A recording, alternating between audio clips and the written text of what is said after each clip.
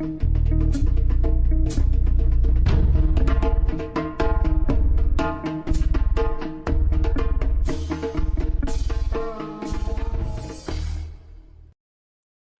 welcome again to another episode of Down to Earth, but Heavenly Minded. And I'm your host, Risch, and you're listening to our show on internet radio. And today we're going to be continuing on in the book of Acts. And today the title of our episode is The Characteristics of the Scriptural Assembly. The Book of Acts, Characteristics of a Scriptural Assembly, by Daniel C. Snaddon. For an assembly to function scripturally, it must have qualified elders. Conversely, it must have obedient believers. Unity equals blessings. Psalm 133. Sound eldership produces sound doctrine there, in turn produce a scriptural assembly. Titus. We live in a day of changing values and uncertain priorities. Because of this, it is good for us to see how important certain truths were to the early Christians. These truths were abiding value and not subject to fluctuations of popularity, nor so-called advancement of thought. Strengthen the things that remain. In Acts 20 there are three very important facts of divine truth. 1. The importance of the Lord's Supper. 2. The importance of elders. 3. The importance of the ministry of the Word. The application of these divine principles produced the most mature and church, Ephesus. There also must be a recognition of the headship of Christ in the church. Within the scope of this truth there lies several other principles. 1. The Lordship of Christ. 2. The presidency of the Holy Spirit. 3. The authority of the Scriptures. 4. The sovereignty of God. For an assembly to function at its best there must be the recognition and development of spiritual gifts. Every believer has one or more spiritual gifts. To each one is given the manifestation of the Spirit for the common good. But one and the same Spirit works all these things, distributing to each one individually as He wills. I Corinth 12. From Romans 12 and Ephesians 4 we learn that every believer has a special God-given gift for service. 1. Gifts differ in value, but are all equally honorable. 2. Gifts are to be used in love. 3. Gifts must not be regarded as an enlargement of natural ability, but should be used for the glory of God, the building up of the saints, in the power of the Holy Spirit. 4. Many individuals with little natural talent have been mightily used of God, through the spiritual gift He gave them. The growth of an assembly is often hindered by members who do not recognize this gift, and even if they do, neglect it, refusing to stir it up and develop it.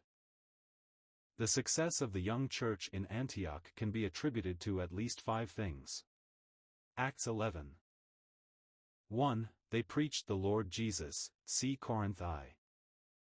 2. The hand of the Lord was with them. 3. There were results, great numbers believed. 4. There was a missionary spirit and outreach.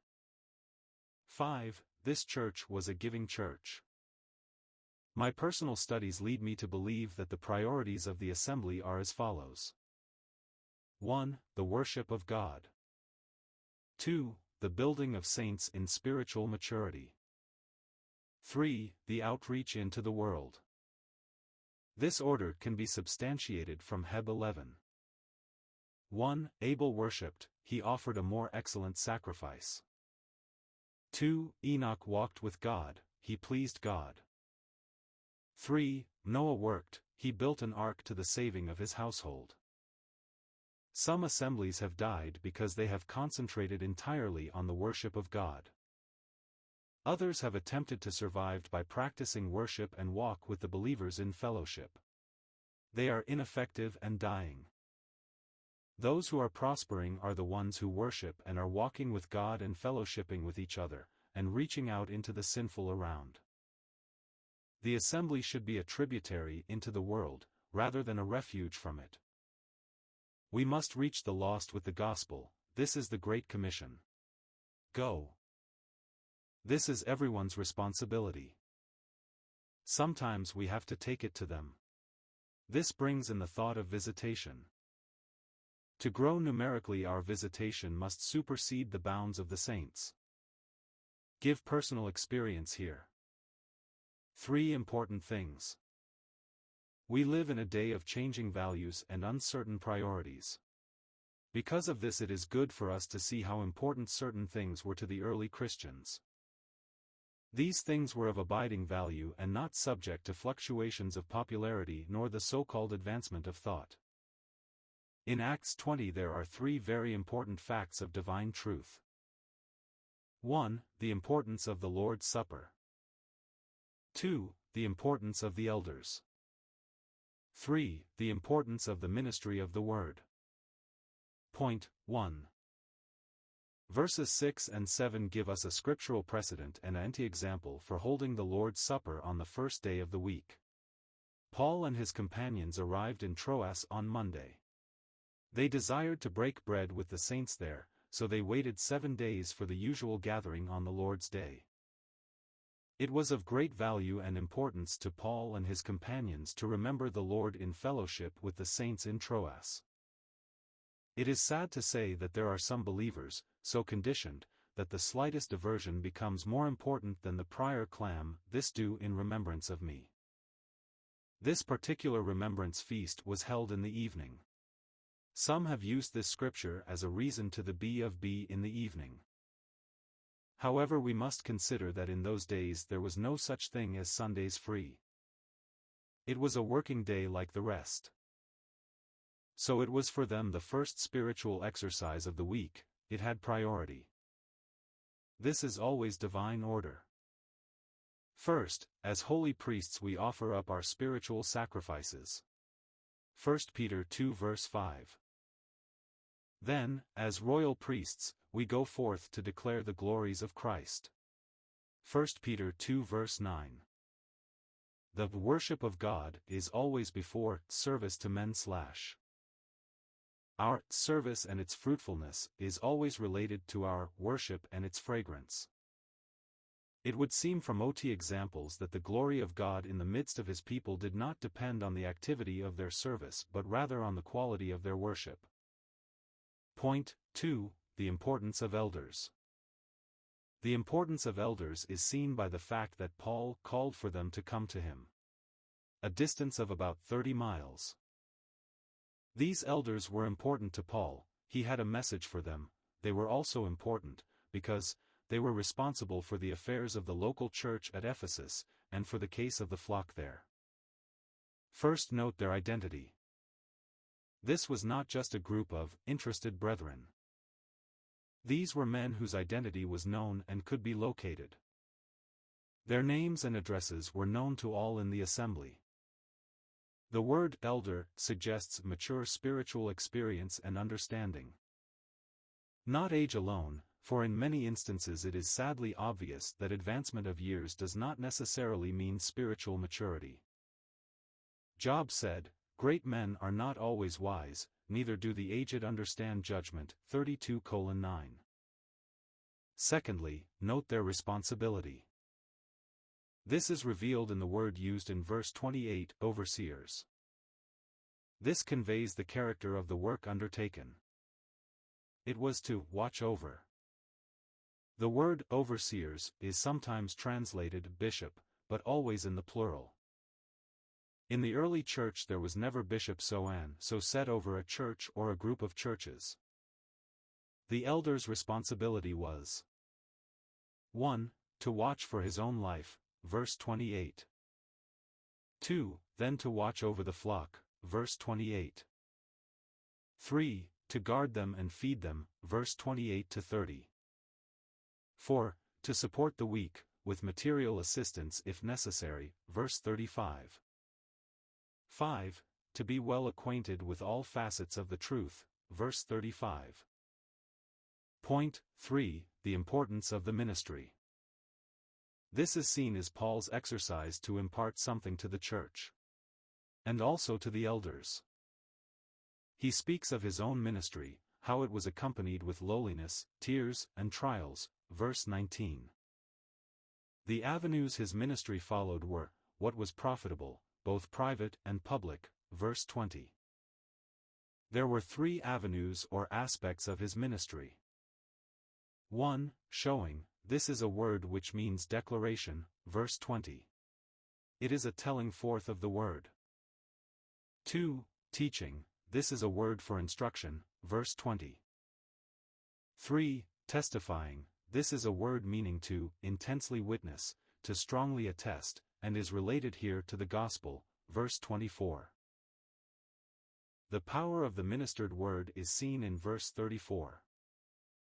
It is able to edify, enrich, and enable. In a day when there is so much effervescence in the world, so much that is transience and triviality, it would be a good thing for us all to review the values in the local church. Then set our priorities again according to New Testament principles. The worship of the saints, the Word of God, the watching ministry of the elders. The call of God for service. The Holy Spirit said, Separate Barnabas and Saul unto me for the work whereunto I have called them. The choice of God's workers in never left to the church. The Holy Spirit elects his own servants, and only works through those whom he calls. Men and women down through the ages have known the call of God. Paul knew that he was called, and endured everything in the light of that calling. William Carey believed he was called by God to go to India. His local church did not agree with him. They judged him a fool. But today Carey is credited as being a man called of God, and the father of modern missions. God called David Livingstone from a Blantyre factory and put him in darkest Africa. Robert Morrison went to China, and John Williams went to the South Seas because they heard the call of God.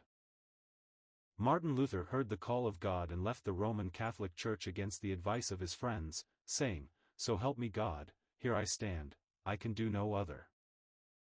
The result of obedience to God's call was the Reformation. The greatest need of the hour is the presidency of the Holy Spirit in the Church, calling believers to his service. In this incident we have a marvelous picture of an assembly working in perfect harmony with the mind and will of God.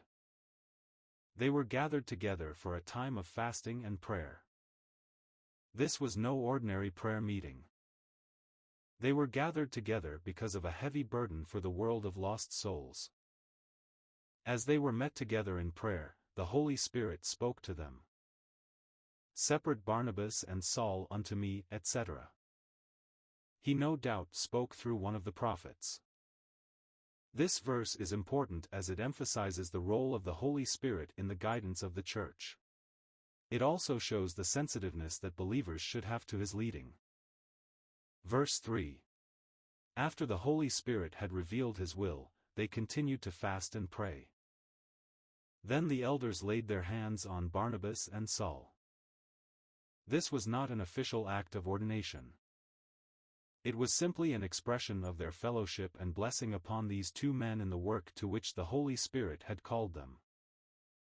The words at the end of verse 3, they sent them away, was an unfortunate translation. The church has no authority to send anyone, anywhere. The proper thought here is that, they let them go, or, they sent them free for the work. It is God the Holy Spirit who sends forth those who have received the ordination of the nail-pierced hands. See verse 4. Verse 4. With this verse we begin what is commonly called Paul's first missionary journey. The record of this journey extends to chapter 15, verse 35. The end.